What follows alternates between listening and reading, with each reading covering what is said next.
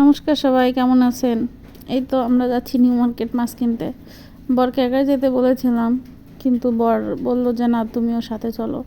শেষে কি মাছ নিয়ে আসবো, তোমার পছন্দ হবে না, চিল্লাপাল্লা করবা। তারপর যে কথায় 3জন বেরোয় গেছি মাছ কিনতে।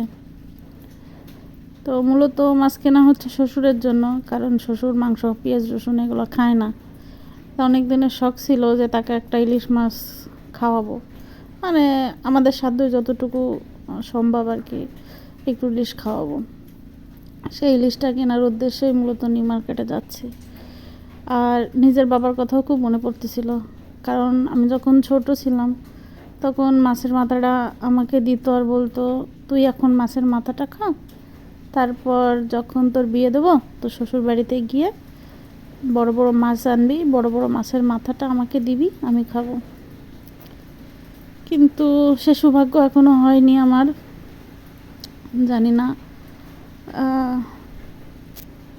কবে ঠিক খাওয়াইতে পারবো, আর আদেও পারবো কি না।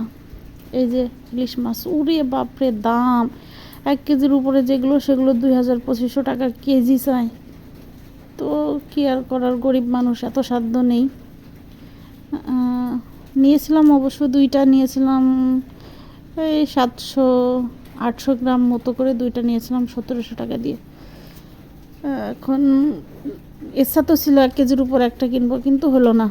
তো যাই হোক, ওটাই নিয়ে বাসায় আসলাম। এসে যে সর্ষে ইলিশ একটু রান্না করে শ্বশুরকে একটু খাওয়াইলাম। আর কিছু মাছ হচ্ছে শ্বশুরের কাছে বাড়িতে পাঠিয়ে দিলাম।